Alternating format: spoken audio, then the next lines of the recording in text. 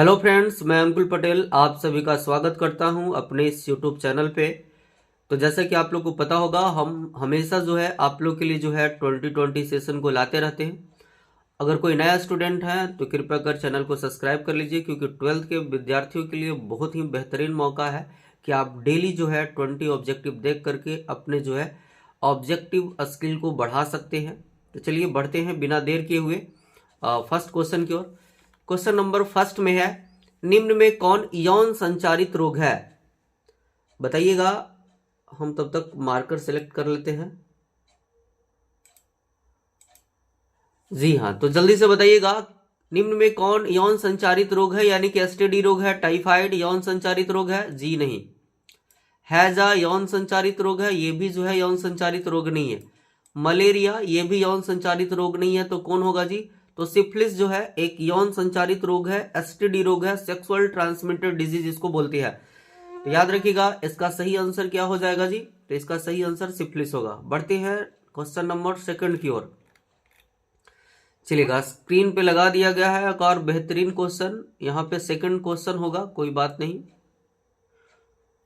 Question है, Australia के शिशुधानी प्राणी के अनुकूली विकिरण इनमें से किसका मुख्य उदाहरण है? यानी कि यह जो है ऑस्ट्रेलिया के शिशुधानी एक प्राणी है, यानी कि जीव है, और पूछ रहा है कि अनुकूली विकिरण में किसका उदाहरण है? अपसारी क्रम विकास है, अभिसारी क्रम विकास है, साल्टेशन है, इनमें से कोई भी नहीं। तो याद रखिएगा, अनुकूली विकिरण जो है अपसारी विकास को कहा जाता है। अपसारी विकास या अनुकूली विकिरण एक ही चीज होता है। और ये जो ऑस्ट्रेलियाई शिशुधानी जो है प्राणी, यह अपसारी विकास या अनुकूली विकिरण का ही जो है उदाहरण होता है। तो इसका सही जवाब ए हो जाएगा। अभिसारी विकास इसका गलत जवाब है। साल्टेशन ये भी गलत जवाब, और ये तो होगा ही नहीं। चलिएगा बढ़ते हैं क्वेश्चन नंबर थर्ड की ओर। चलिएगा, स्क्रीन पर एक और बेहतरीन क्वेश्चन लगा दिया गया, जल्दी से आप लोग फटाफट पढ़िए और इसका जवाब दीजिए। क्वेश्चन है, कॉपर टी रोकता है, निषेचन को रोकता है, ओवुलेशन को रोकता है, यूट्रस की दीवारों पर इम्ब्रियो के बनने को रोकता है, या रिप्रोडक्टिव डक्ट में रुकावट को? तो याद रखिएगा, ये जो कॉपर टी है यह जो है शुक्राणु की गतिशीलता को ही कम कर देता है, और इसलिए यह निषेचन की क्रिया को रोकता है, और इसलिए जो है इसका सही आंसर ये हो जाएगा। ओवुलेशन को ये नहीं रोकता है, यूट्रस को ये भी नहीं रोकता है, और रिप्रोडक्टिव डक्ट में रुकावट को, ऐसा कुछ नहीं होगा। इसका सही आंसर कॉपर टी किसको रोकता है? तो याद रखिएगा, कॉपर टी निषेचन को रोकता है। बढ़ते हैं क्वेश्चन नंबर 4 की ओर। चलिएगा, क्वेश्चन नंबर 4 में है, किस श्रवण में फ्रक्टोज, कैल्शियम एवं एंजाइम सबसे अधिक पाया जाता है? निम्न दिया गया है, किसमें जो है सबसे ज्यादा पाया जाता है फ्रक्टोज, कैल्शियम और एंजाइम? नर सहायक ग्रंथि में, यकृत में, अग्नाशय में, लार ग्रंथि में? तो लार ग्रंथि तो होगा नहीं, इसमें सबसे ज्यादा मात्रा में जल होता है। अग्नाशय इसमें भी नहीं होगा, इसमें एंजाइम मौजूद होते हैं ज्यादातर। और यकृत में जो है बताया जाता है कि इसके द्वारा जो है एंजाइम का स्राव होता ही नहीं है यकृत के द्वारा। तो नर ग्रंथियों के द्वारा जो है बताया जाता है कि फ्रक्टोज, कैल्शियम एवं एंजाइम सबसे अधिक पाया जाता है किसके श्रवण में? तो याद रखिएगा, तो नर सहायक ग्रंथियों के श्रवण में जो है फ्रक्टोज, कैल्शियम एवं एंजाइम सबसे अधिक मात्रा में पाया जाता है। बढ़ते हैं नेक्स्ट क्वेश्चन की ओर। क्वेश्चन नंबर 5, निम्न में से किसे कॉपर टी रोकता है? निम्न में से किसे कॉपर टी रोकता है? अंडोत्सर्ग को रोकता है, वीर्य पतन को रोकता है, आरोपण को रोकता है। अभी बताया गया है कि यह निषेचन को रोकता है। थोड़ा सा बस क्वेश्चन में चेंजिंग है, लेकिन आंसर में कोई बदलाव नहीं होगा। इसका सही आंसर वही होगा, कॉपर टी जो है निषेचन को ही रोकता है। चलिएगा बढ़ते हैं क्वेश्चन नंबर 6 की ओर। क्वेश्चन नंबर 6 है, किसी मादा में ब्लास्टोसिस्ट के लिए क्या सही है? ब्लास्टोसिस्ट के लिए क्या सही है? ऑप्शन नंबर ए में है, यह इम्प्लांटेशन से पहले प्लासेंटा बनाता है, ब्लास्टोसिस्ट। जी नहीं। अंडोत्सर्ग के 3 दिन बाद इम्प्लांटेशन होता है, ये तो 1 सप्ताह के बाद होता है, या अंडोत्सर्ग के लगभग 1 सप्ताह के बाद ही इम्प्लांटेशन होता है। और इम्प्लांटेशन के बाद गर्भाशय दीवार से पोषक पदार्थ लेता है, यह भी नहीं होगा। इम्प्लांटेशन के साथ ट्रोफोब्लास्ट कोशिका द्वारा इम्प्लांटेड होता है। कहने का मतलब आपको हम बता दें कि जो ब्लास्टोसिस्ट होता है, ब्लास्टोसिस्ट इस प्रकार की एक संरचना होती है, चारों ओर एक कोशिका होता है जिसको हम लोग ट्रोफोब्लास्ट बोलते हैं, और इसके अंदर जो है इस प्रकार का जो सेल होता है इसको हम लोग इनर सेल के नाम से जानते हैं, इनर सेल मास और आउटर सेल मास।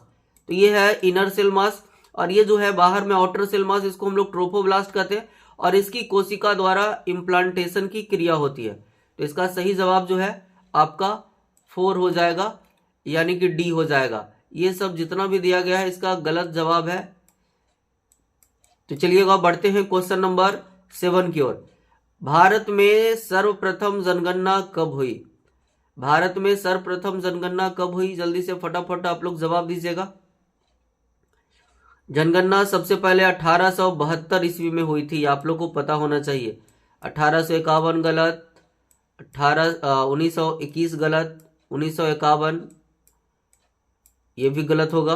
तो इसका सही जवाब जो है 1872 ईस्वी होगा। भारत में प्रथम जनगणना कब हुई? तो 1872 ईस्वी में। बढ़ते हैं नेक्स्ट क्वेश्चन की ओर, क्वेश्चन नंबर 8। क्वेश्चन नंबर 8 में है, इनमें कौन जन्म दर नियंत्रण की शल्य विधि है? जन्म दर जो है नियंत्रण के लिए इसमें कौन सी शल्य विधि है? ट्यूबकोटोमी होगा, वैस्कोटोमी होगा, ए और बी दोनों होगा, और इनमें से कोई नहीं होगा। तो शल्य विधि में हम लोग जो है ट्यूबकोटोमी को पढ़े हैं और वैस्कोटोमी दोनों को पढ़े हैं, इसलिए इसका सही जवाब सी हो जाएगा, यानी कि ए और बी दोनों, इनमें से कोई नहीं होगा। तो इसका सही जवाब जो है ट्यूबकोटोमी और वैस्कोटोमी दोनों होगा, क्योंकि दोनों ही जो है शल्य विधि है, सर्जिकल मेथड होता है, और इसलिए इसका सही जवाब जो है ट्यूबकोटोमी और वैस्कोटोमी होगा। बढ़ते हैं क्वेश्चन नंबर 9 की ओर।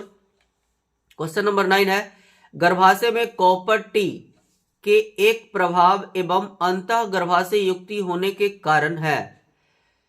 बताया जाता है कि गर्भाशय में जो कॉपर टी है, कॉपर टी के एक प्रभाव एवं अंतः गर्भाशय युक्ति, जिसको हम लोग आईयूडी भी बोलते हैं, होने का मुख्य कारण है शुक्राणु की निषेचन क्षमता में कमी। सही बात है, ये जो आईयूडी होता है या कॉपर टी शुक्राणु के निषेचन क्षमता में कमी ला देता है।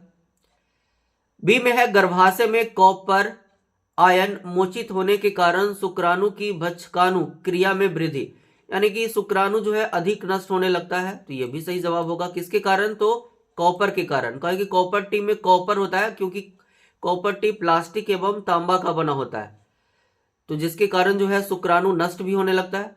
शुक्राणु की गतिशीलता में भी कमी आ जाती है। जी हाँ, ये भी सही जवाब, ये भी सही जवाब है, यानी कि इसका सही आंसर जो है डी हो जाएगा। यानी कि गर्भाशय में कॉपर टी के एक प्रभावी एवं अंतः गर्भाशय युक्ति होने के कारण क्या है? तो ये जितना भी दिया गया है सब के सब जो है मुख्य कारण है। बढ़ते हैं क्वेश्चन नंबर 10 की ओर। क्वेश्चन नंबर 10 में है, एंडोस्पर्म द्वारा किसे पोषण दिया जाता है? निम्न में ऑप्शन में दिया गया है, बीज को, फल को, एंडोस्पर्म को, भ्रूण को।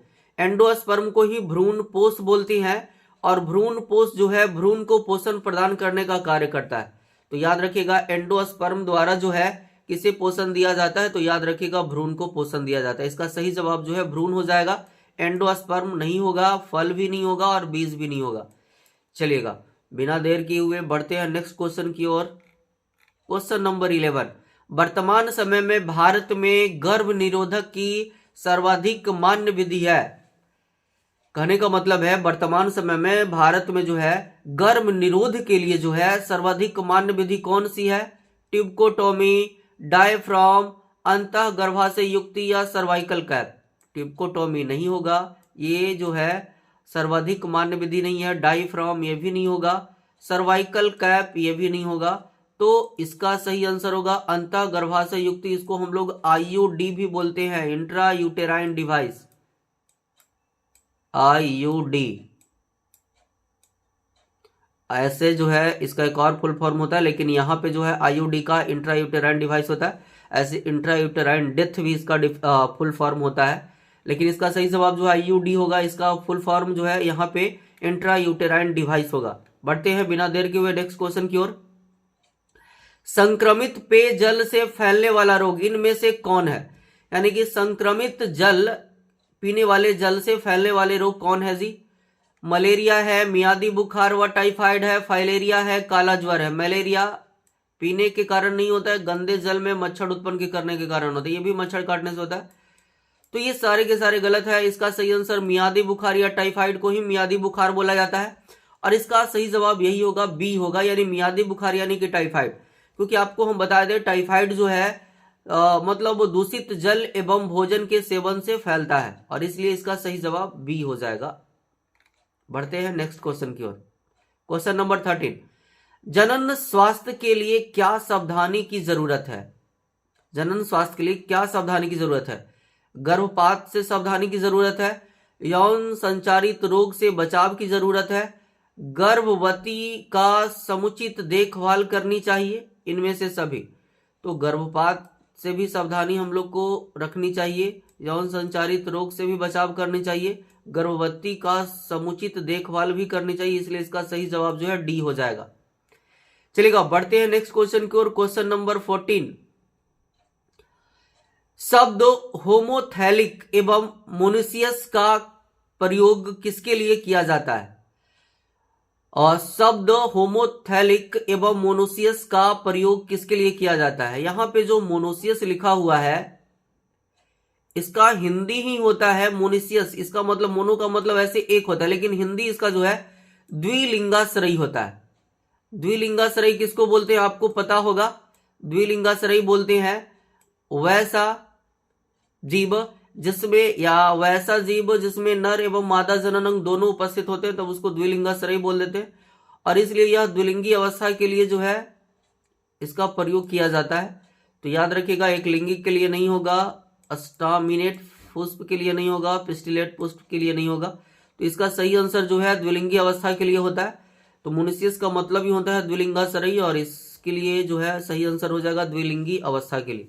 चलिएगा बढ़ते हैं नेक्स्ट क्वेश्चन की ओर। क्वेश्चन नंबर 15, एंटीबायोटिक शब्द के प्रणेता हैं, यानी कि एंटीबायोटिक शब्द को किसने दिया था?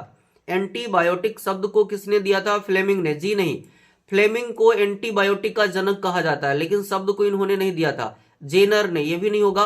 वॉक्समॉन? जी हाँ, इसका सही जवाब जो है सी होगा। वॉक्समॉन जो है एंटीबायोटिक शब्द को दिए थे, और ये तो होगा ही नहीं, इसलिए इसका सही जवाब जो है सी हो जाएगा। वॉक्समॉन जो है एंटीबायोटिक शब्द को दिए थे। बढ़ते हैं नेक्स्ट क्वेश्चन की ओर। क्वेश्चन नंबर 16, टी लिम्फोसाइट उत्पन्न होता है। टी लिम्फोसाइट कहां उत्पन्न होता है? पेट में, थाइमस में, यकृत से, अस्थि मज्जा से। तो हम आप लोग को बता दें, लिम्फोसाइट दो प्रकार का होता है, एक बी लिम्फोसाइट होता है और एक टी लिम्फोसाइट होता है। अगर किसी भी लिम्फोसाइट के बारे में अगर बात किया जाए, चाहे बी लिम्फोसाइट चाहे टी लिम्फोसाइट के बारे में बात किया जाए, इसका निर्माण जो है हमेशा अस्थि मज्जा में होता है।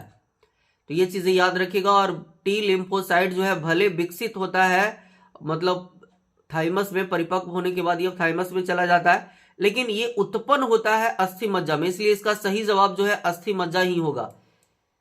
कहीं कहीं पे ऑप्शन में थाइमस भी दिया हुआ रहता है, इसलिए वो गलत जवाब होगा। उत्पन्न होता है, चाहे बी लिम्फोसाइट रहे चाहे टी लिम्फोसाइट, कुछ भी दिया हुआ रहे, ये जो है उत्पन्न होगा कहां या निर्माण होगा कहां? तो अस्थि मज्जा से। चलेगा बढ़ते हैं नेक्स्ट क्वेश्चन की ओर। क्वेश्चन नंबर 17, अभिसारी विकास प्रदर्शित होता है। अभिसारी विकास, अगर इसमें आपको कंफ्यूजन रहता है तो याद रखिएगा, अभिसारी विकास को हम लोग समजात अंग भी कहते हैं। समजात अंग को अभिसारी विकास बोला जाता है। अब समजात अंग का ही डिफिनीशन इसमें याद रखना है, यानी कि जिसका जो है उत्पत्ति एवं संरचना एक समान होता है लेकिन कार्य भिन्न भिन्न होता है, तब उसको समजात अंग या अभिसारी विकास। और अभिसारी विकास किसको प्रदर्शित करेगा? तो समजात अंगों के द्वारा ही प्रदर्शित होता है। तो ये चीज याद रखिएगा, समवृत्तीय अंग नहीं होगा, अवशेषीय अंग नहीं होगा, इनमें से कोई नहीं होगा। इसका सही आंसर ए हो जाएगा, समजात अंगों को यह जो है अप्रदर्शित होता है। अभिसारी विकास समजात अंगों द्वारा प्रदर्शित होता है। बढ़ते हैं क्वेश्चन नंबर 18 की ओर। मॉर्फिन तथा अफीम किससे प्राप्त किया जाता है? ये इंपॉर्टेंट क्वेश्चन है। ये पीछे वाला जो 17 क्वेश्चन बताया गया, ये भी इंपॉर्टेंट क्वेश्चन, ये आ सकता है एग्जाम में। मॉर्फिन तथा अफीम ये किससे प्राप्त किया जाता है? ये भी इंपॉर्टेंट क्वेश्चन है, एग्जाम में आने की संभावना जो है 100% है। कजानस काजन से जी नहीं, कानाबिस सटाइवा से जी नहीं, पैपाभर या पापाभर सोमनीफेरम से। मॉर्फिन और अफीम कोई भी रहे, ये दोनों की प्राप्ति जो है पापावर सोमनीफेरम से ही इसको प्राप्त किया जाता है, रोल्फिया सटीना से नहीं होता है। तो इसका सही जवाब जो है आपका सी हो जाएगा। तो याद रखिएगा, मॉर्फिन और अफीम की प्राप्ति तो पैपावर या पैपावर सोमनीफेरम से होता है या पापावर सोमनीफेरम, याद रखना है इसको। बढ़ते हैं क्वेश्चन नंबर 19 की ओर। द्रव तरल पदार्थ को 70 से 80 सेंटीग्रेड पे जो है गर्म कर एकाएक तेजी से जो है ठंडा करने की प्रक्रिया को क्या कहते हैं? यानी कि कोई भी जो है द्रव है और उसको 70 से 80 डिग्री सेल्सियस पे गर्म करते हैं और उसको एकाएक जो है ठंडा कर देते हैं, उसको क्या बोल देते हैं? तो याद रखिएगा, मिक्सचराइजेशन नहीं बोलते हैं, लिक्विफिकेशन नहीं बोलते, इनमें से कोई नहीं। तो इसको बोलते हैं पास्चुराइजेशन। इसको क्या बोला जाता है? पास्चुराइजेशन बोलती है। इसका सही जवाब जो है बी होगा। और इसके बारे में पूछता है कि दूध को जब पास्चुराइजेशन कहते किसको है, तो यही डिफिनेशन लिख देना है कि जब किसी भी जो है द्रव को जो है 70 से 80 डिग्री सेल्सियस पर गर्म करके जो है एकाएक उसको जो है ठंडा करते हैं, तब उसी को पास्चुराइजेशन कह देते हैं। एग्जाम में आने की संभावना है या ऑब्जेक्टिव क्वेश्चन में आता है। चलिएगा बढ़ते हैं नेक्स्ट क्वेश्चन की ओर। Question number 20। ब्रेड बनाने में इस्तेमाल होता है, ब्रेड बनाने में इस्तेमाल होता है, किसको इस्तेमाल किया जाता है? जीवाणु को। किसको इस्तेमाल करते हैं? जीवाणु को, बकर्स ईस्ट को, सूडोमोनास को, इनमें से कोई नहीं। तो याद रखिएगा, वर्कर्स नहीं, वीवर्स ईस्ट होता है। वीवर्स ईस्ट इसको बोलती है, वीवर्स ईस्ट इसको बोला जाता है। तो याद रखिएगा, वीवर्स ईस्ट इसको याद रखना है। और बताया जाता है कि वीवर्स ईस्ट को प्रयोग जो है हम लोग जो है ब्रेड बनाने में करते हैं। नहीं सॉरी, वीवर्स ईस्ट का प्रयोग जो है पेय पदार्थ को बनाने में किया जाता है। बेकर ईस्ट होगा, यहाँ पे जो लिखा हुआ सही है। बकर ईस्ट या बेकर ईस्ट या बैकर ईस्ट भी इसको बोला जाता है, इसलिए इसका सही जवाब जो है आपका क्या हो जाएगा? तो इसका सही जवाब जो है आपका बी हो जाएगा। बेकर्स ईस्ट ही लिखा हुआ है, चलेगा। तो इसका सही जवाब ये होगा। तो बाकी जो है आप लोग अगर चैनल को अभी तक सब्सक्राइब नहीं किया तो चैनल को सब्सक्राइब कर लीजिएगा, क्योंकि हम आप लोग के लिए डेली जो है लेकर के आते रहते हैं कुछ ना कुछ नए ऑब्जेक्टिव को लेकर। तो फिर मिलते हैं नेक्स्ट वीडियो में।